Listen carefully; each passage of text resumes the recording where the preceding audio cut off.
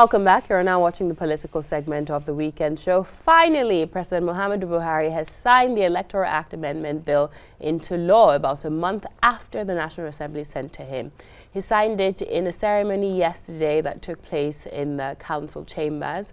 Present at the council chambers were the Vice President of the Federal Republic of Nigeria, Professor Yemi, the Senate President, Ahmed Lawan, the Speaker of the House of Representatives, Femi Gbajabiamila, and the INEC Chairman, Mahmood, Yakubu. The assent is coming a few days after the civil society organizations rallied and demanded the President to sign the bill immediately. Joining us to discuss this, we have Madam Hamzat Lawan, the Chief Executive and the Executive Director of Connected Development Code. Welcome back to the weekend show. Thank you for having me. It's been a long time. It has. And Kenneth Eze, he is the Executive Director, Speak Out Africa Initiative, and member CSO Partners on Electoral Reforms. Welcome to the weekend show. Thank you, Nigerians.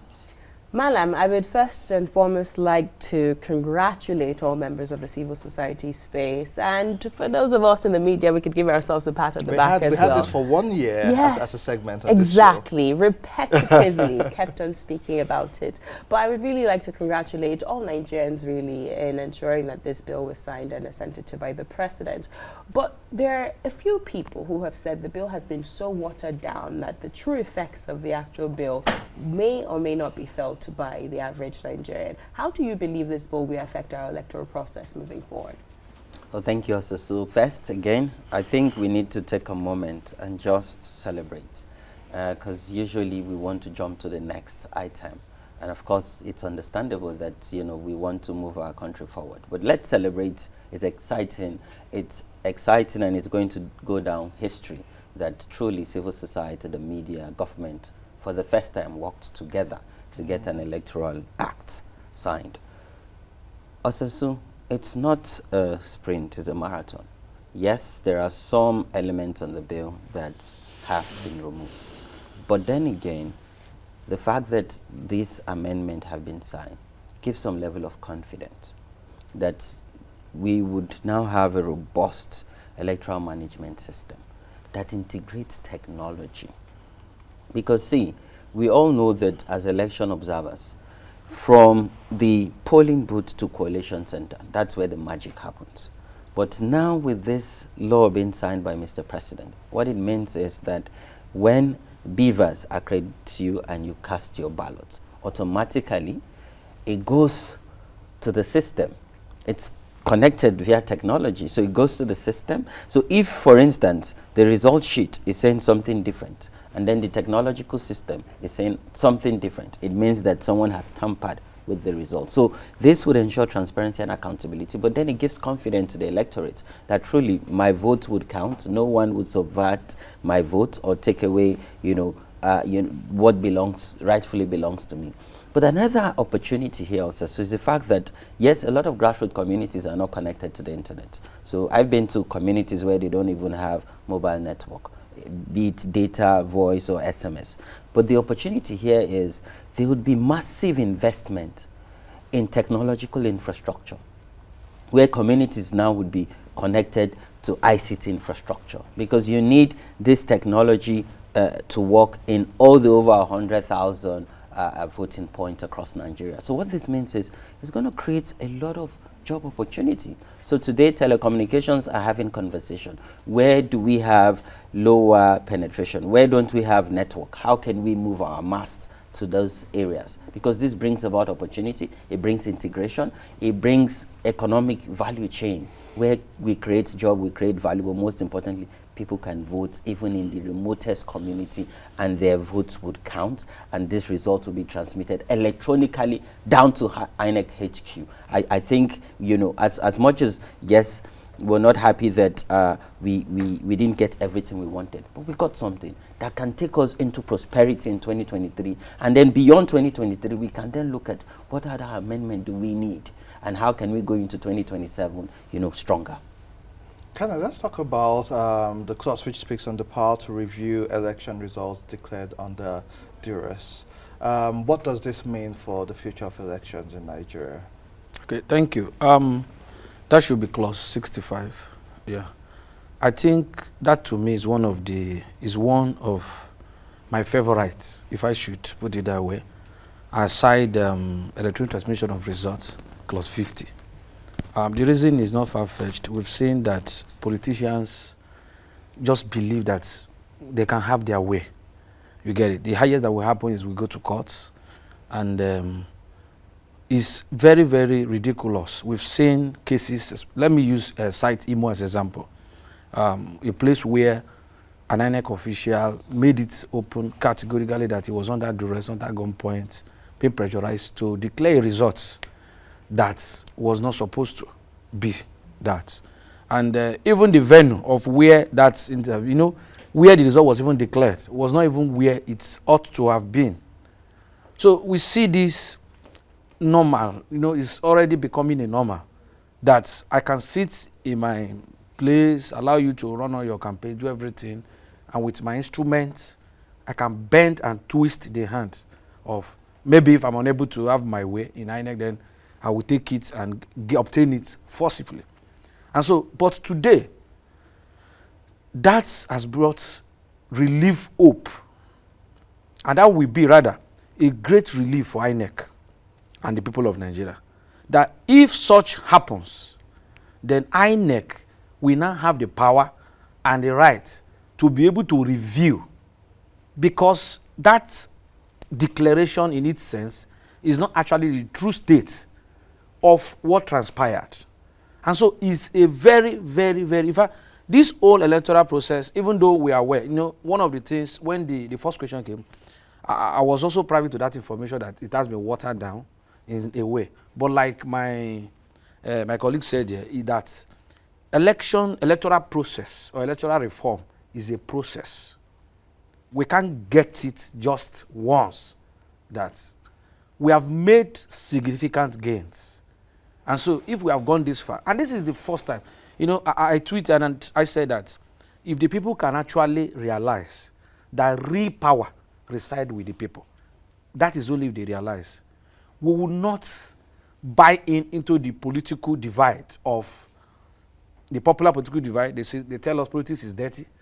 They say your vote does not count. And that is what created this continuous apathy, voter apathy, that you see people not turning up during election days. These things, the people of Nigeria have now seen that actually real power reside with the people. The moment we come into this knowledge, this understanding, politicians, our leaders, will start delivering. Because you know, the moment we start recalling senators, we want to see up to 20 senators be recalled. 30. We've had cases like where we saw, you know, we need to be, nobody will go there and be messing up, and those who are even sleeping. Because they know once you enter, it's another 4 years. Nothing happens. So, the subject matter now, what are the legal ramifications of this Electoral Act? Because I know there's a stipulation that states INEC needs to declare 360 days to the for when the next election will be, right? So right now the president has assented to the bill, but we're already projecting, due to past precedents, that, you know, the elections will be in February of 2023. Okay, thank you. I'm not a lawyer, but let me say, I'm also aware, I don't know how to treat it, that INEC is currently meant to have a meeting today. Yes. Now, and the essence of the meeting is from the aftermath of what just happened, the signing of the bill, so that they can be able to, because I really commend INEC. If not for any other thing, we cannot deny the fact of some lapses. But the fact that they keep restating, they also played key roles. They keep restating that we need this electoral bill, to the extent that they say that even if it was not signed, in fact, there are some clauses, some provisions that they will go on their own to implement. That also contributed towards the success that we have today. And so after today's meeting, we'll be waiting to hear maybe if there's change in the timetable and everything that will happen. But of course, we know that does not end in signing. It has to be gazetted.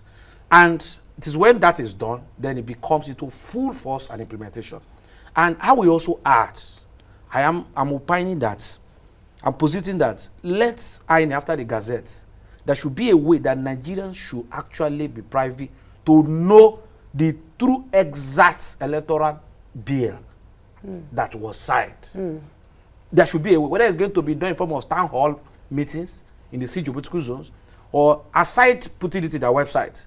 Because this hula ballo of water down, the version you see, if you see what is being sent from yesterday, there have been different versions of things going on everywhere. You get in your WhatsApp, you get some, you don't even, the clauses are not even the same. So we don't really know. So let INEC, who is going to be the beneficiary, the direct user of this, now tell Nigerians. That will bring another hope. That what we have now is this. So that tomorrow, we don't see some things happen and people say, but we thought that this was part of what is it, the letter. So let INEC, who should be the one who should now clarify this ground and say, what is what we have? That is not going to be that we embark on another for now. At least we make do what we have. So Hamza, let's talk about the controversial clause about people holding political offices wanting to run and having to vacate their current seats about 180 days before the election. The president has, and several politicians have expressed concern about this. What's your take on this? So, if you have good morals, ideally, when you have intention to run for office, and you're currently occupying another public office, the ideal situation is for you to resign. You know, it's for you to resign and give room for someone else to undertake the affairs of that office, so you would have time and not be distracted to run for your office. For me, I don't see any controversy in it. I just think politicians are just being politicians. Because ideally, if, for instance, you're a cabinet minister today and you want to run in 2023, what are you still doing in the cabinet? Or if you're a commissioner, or if you're head of any MDA, or even if you're a civil servant and you want to run for maybe state assembly or federal or national assembly, resign from office. Because, like I said, it has to do with principle. If you're a principled person, why would you want to occupy an office, use that office? Again, the implication is this, and I would cite the case of the United States of America. Even when Barack Obama was finishing his first term and running for his second term, anytime he uses Air Force One for campaign, he pays from out of his pocket to fuel it and service it and pay all the staff, you know, on Air Force One. That shows you that, you know, as much as I'm occupying this position, I cannot use I cannot use resources of that position to still pursue my own personal ambition. By the way, it's personal ambition. So why do you want to use public resources for personal gain? It shouldn't be controversial, and politicians would always want to continue to milk the system. But I'm excited that yes, it has given 180 days. But it should even be, if you have intention, immediately you have intention. You know, even if it's 300 days of, you know, 1,000 days, just resign from that office and go and face the people and do your consultations. See, because today, if you occupy an office and you're vying for another position, that office you occupy would suffer. Yeah. Definitely, it will suffer. You will not be able to deliver on the constitutional mandate of that office. It is natural because you cannot, you know, serve two parallel. You cannot serve two parallel offices at the same time. So resign, do the honorable thing. And I think this is where Nigerians need to look at who are these people that are principled, who are these people that even have capacity, and who thinks about not their selfish interests. Because if anyone is running in 2023, I think we should start just monitoring. So if anyone currently occupies a public office, and then in another few weeks or months, the person declares, maybe let's even count and help INEC start implementing this law and look at it. Is it 180 days before that declaration? If the person was still in office after, 100, let's just know automatically that person does not have, that personal conviction that they want to serve. Again, this law has provided a unique opportunity where we can now start writing our own history, our own electoral and political history in Nigeria, where young people would have that enabling environment, to engage. I think for me, one other scenario is direct, indirect primaries and consensus candidates. And that's why I'm really curious to see the final bill that was assented to. Because if we have a clause that still allows for consensus candidate, then who determines who a consensus candidate is? You know, and that leads me to my follow-up question, Hamzi. Most of the faces that were behind the agitation and the campaign for the president to assent to the Electoral Amendment Act were the ones who were also behind the Not Too Young to Run Act. So how do you see this creating a level playing field for more young people to actively and successfully participate in the electoral process? Young people have been participating, but youth haven't been participating. So yes, when Mr. President signed the Not Too Young to Run Act, it reduces the age to run for state assembly and national and federal, you know, for you to be a state lawmaker or federal lawmaker at the House of Representatives from 30 to 25. But that did not reduce the cost for party nomination and expression of interest form. That did not also put a benchmark on how much you would spend to run your campaign effectively. And if you're going in for indirect primaries, it means that you have to get the delegates in your own corner. And we know the financial muscle that you need to get delegates around your corner. But then I believe that this gives hope. This act, and I want to believe that historians are documenting properly, this act shows that power, true power, belongs to the people, but particularly young people. Because this should send a message. Because when Mr. President, if you remember, when he signed the Not Too Young to Run Act, he said you should wait until after 2023. For me, him signing the Electoral Amendment Act is showing that he has fulfilled his purpose. He's now trying to write his name in gold and trying to work on his legacy. So he has given us part of his legacy, that he has signed our demand, you know, from Not Too Young to Run to Electoral Act. So it's showing that young people, if you're monitoring and you're listening and you're observing, it shows that we control true power. But are we consolidating? Because for me, that's where the worry is. 2023 could become the game changer, where one, as young people, we would deliberately decide and consolidate who becomes the next president, irrespective of direct primaries, indirect primaries, or consensus candidates. And it does not have to do with all the big parties. I tell you, if young people of Nigeria collaborate with women, because if you look at the data today, it is the youth and the women that has the highest number of votes.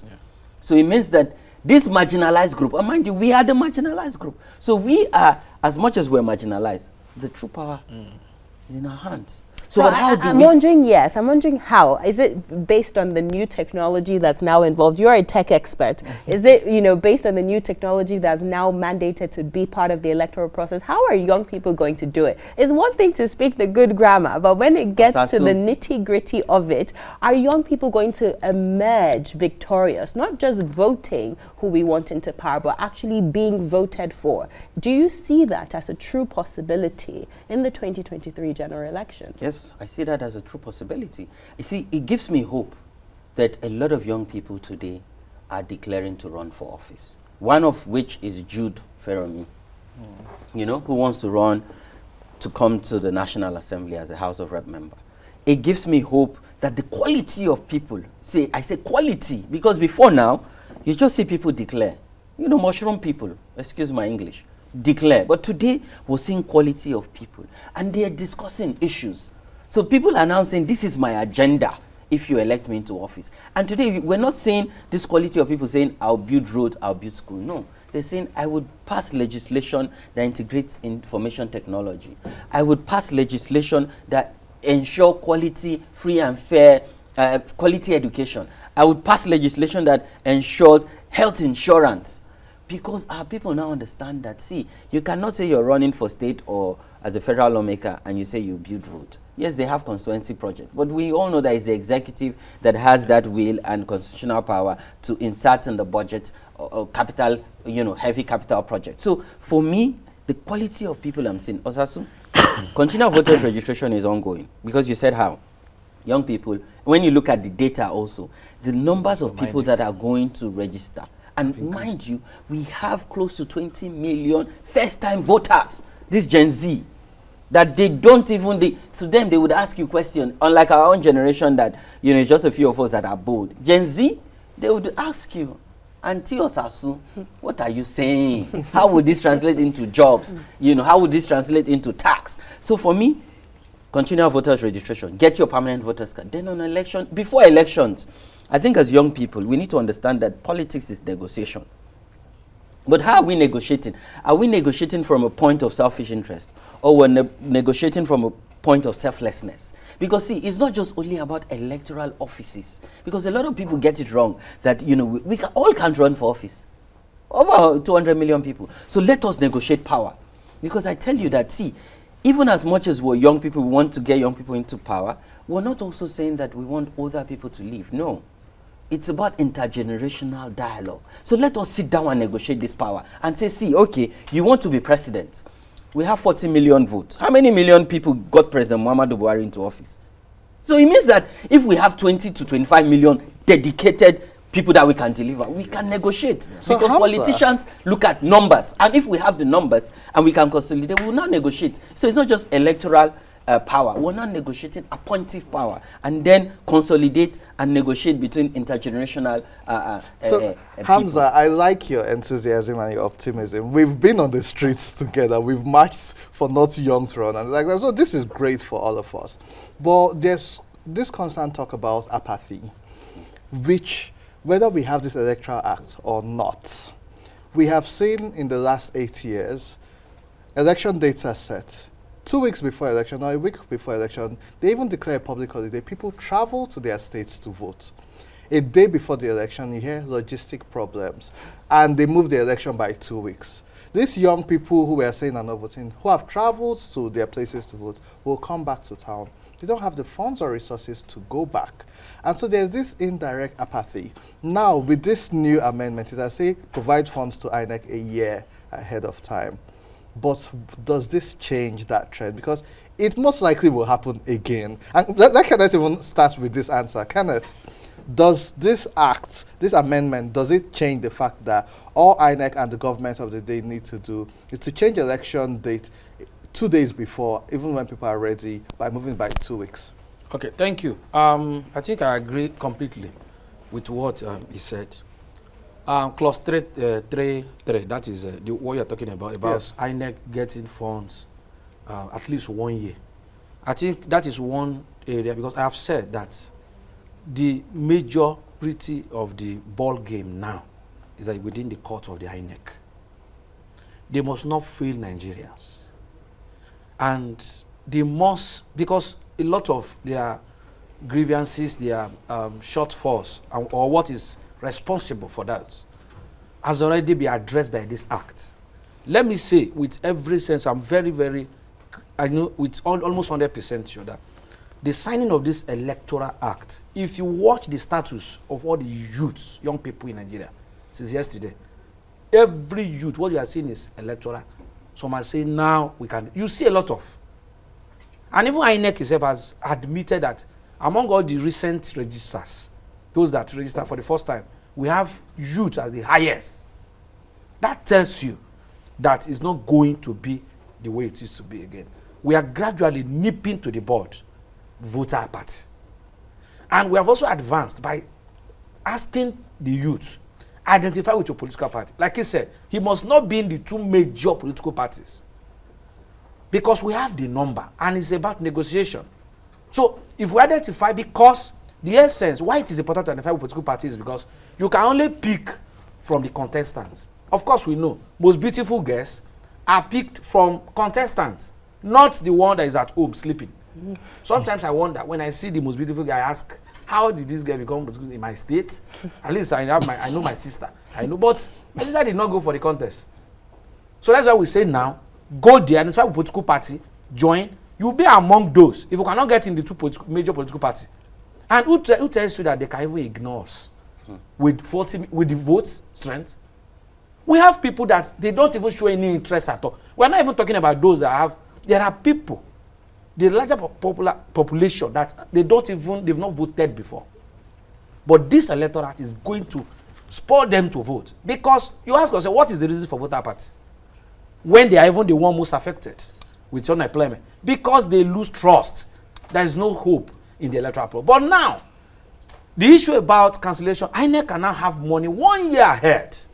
So you can't come and tell us that the cook and boss story, this will happen, because we know it's just that INEC and the CAP, they can't come out and tell you that what happened is actually, we have seen it, we have heard it, that sometimes funds are released almost at the eve of election to INEC, and they become so devastated, confused, they just, and at the end of the day, they take the whole blame. You will see an INEC deploying technology equipment to a state for an election. There is no test running. There is nothing on that money, the one we have in Anambra. They will now move it and start going there. And when you go more than 80%, it will not be working because it was not tested. But they won't come and tell you the reason why it was not tested was because we did not. And let me add on the issue about Section 84, Clause 84, 12. What you say is the contentious, like you said, it's not contentious. Now, Nigeria is already taking too much from our political elites. We know that all over the world, that is acceptable. Elective position, you remain there, you still vie. Both in the US that we always take a cue from. Now, it will be too much on Nigerian resources. Again, to add appointees. And we know that appointees are one-man show. If I become the governor of a state, I decide who become my commissioner. Not my state. But the reverse is the case in elective position. The ministers today were made minister by the president. My consent was not sick. Who is my minister from my state? I don't even know him. So that is a one-man show. It's somebody so you can't compare that. And because of that, Nigeria is taking too much. We are already complaining about cost of governance. For me, the clause 84.12 about the contentious is noble. Why I don't dissipate energy, I don't ask, the National Assembly should discuss, go ahead and do what the president is requesting for them. But let me give them a little clue. They should go through the constitutional amendment. They should go ahead, do what they must have agreed, expunge it, delete it from the thing. Now come through constitutional amendment. Because it will be too much on Nigerians, on Nigeria as a state, that the elective positions are feeding from us, appointing positions are also feeding from us. We've seen a governor of a state in the southwest. I was almost not believing that he's contested for a governor. He was still a minister till very close to the election, to the primary election. And that day, I saw him and he won. And today he became a governor. He did not lose anything. So, for me, it's a noble cause. But whatever reason, why I don't also condemn, if tomorrow we see any appointee going to the court, asking the stuff to quash, somebody will ask, what the National Assembly refused to expunge that? I said, I know. So they will go to court. But my own advice, the best way is that they should go through constitutional amendments. Most definitely. So that can be addressed. Most definitely. Finally, Kenneth and Hamza, I want your thoughts on this. The four of us here, we have our PVCs, correct? Yes. Okay, good. I was about to drive you guys out of my studio. Okay. All right. He's even bringing his out. Awesome. So, what advice would you give to those of us who are watching? I love that. What advice would you give to those who are watching to start to grow confidence again in the electoral system? The president has done his job. We've applauded him, but now how can Nigerians start to build back confidence to participate in the electoral process? For those who don't have their PVCs, what word of advice can you give them to go out there and get their PVCs and participate actively? Very briefly, 30 seconds for the both of you. The best advice for them is that they've seen that those we thought have had our interests, they actually do not. It is more valuable to be within. It will be easier to effect change than to be outside. We don't need any other motivation than job unemployment. The highest motivation for me is that I finished school for 6 years, 3 years, I don't have job to do. Is the highest motivation for me to go and get my card. Because politics is that medium. Is the only medium, is that controls every other aspect of your life. One policy, you are gone. One policy, you are made. We've seen people from nowhere with one policy, they become the most richest in the state. Just one policy that is being made in your favor. So the highest, and also the civil society, the real job has now started. Voter education. All the international organizations, whosoever, lovers of democracy, should invest in it hugely. INEC alone cannot. They can only coordinate and supervise. Let's move into university. If there's a way we can do it, that even before you enter to write your exam in universities, in an institution, you must show your ID card. The same way you show your school ID card, let that be inculcated. We are launching a very massive campaign from grassroots, from everywhere. Let's go inside with our strength. Let's do it so that we can decide who becomes our leader. Thank you, Kenneth. Hamzi? So for me, for us to show excitement, we must mobilize young people to go and get registered on this ongoing continual voters registration. That's how we can show excitement, because we're now rebuilding back trust with this electoral amendment being signed into law. To show that excitement that we want to change Nigeria's political history, get registered. But don't just stop there. Collect your permanent voter's card. Do not stop there. On election day, come out and cast your ballot. But do not stop there. When you register, commit that you would also get 5 people. And get those 5 people to commit that they will get 5 people. Let us double the current electoral register. And maybe lastly also, so because my brother Andy talked about voter apathy. Professor Mahmood does not have any other reason to postpone election, because postponing election is deliberately enforcing apathy. Yes.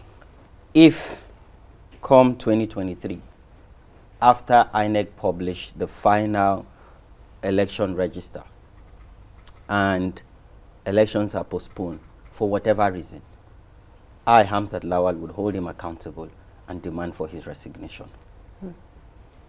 Thank you. That's a fine place to leave it. Well, ladies and gentlemen, as an INEC FCT ambassador, it's my duty to tell you, for those who are living in the FCT, please go and look for the nearest registration centers to register for your permanent voter's card. You could do this across the 36 states of the nation and the FCT. You can find all the information on INEC's website.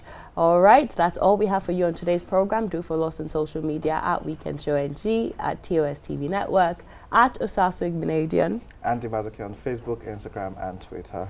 We'll see you same time, same place next week. Until then, we have a presentation for you. Take it away.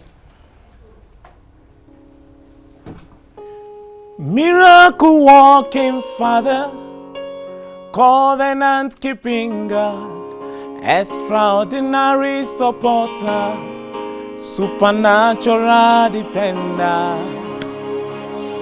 You brought me out of the wilderness of shame like I want, into the promised land, oh, flowing with milk and honey. I am blessed, satisfied, open doors on every side. I throw a salute to miracle working Father, covenant keeping God, extraordinary supporter, supernatural defender. You to make me wonder, wonder, wonder, wonder, wonder. I throw a salute. Glory be to God in the highest. Power belongs to you. Hallelujah, Hosanna, oh, oh, oh, oh. I throw a salute. Glory be to God in the highest. Power belongs to you. Hallelujah, Hosanna to your name. I throw a salute. Oh, look where him is okay. Lifter up of my head, Agbanilagbaton Baba, my help in times of need. Hey, on Tayero, we ko she, Baba tishe, o tishe, o tishe, oh. What no man can do for me. You've done it again and again. o. Hey, ohun táyé rò pé kò ṣeé ṣe, Bàbá ti ṣe o, ó ti ṣe o. What no man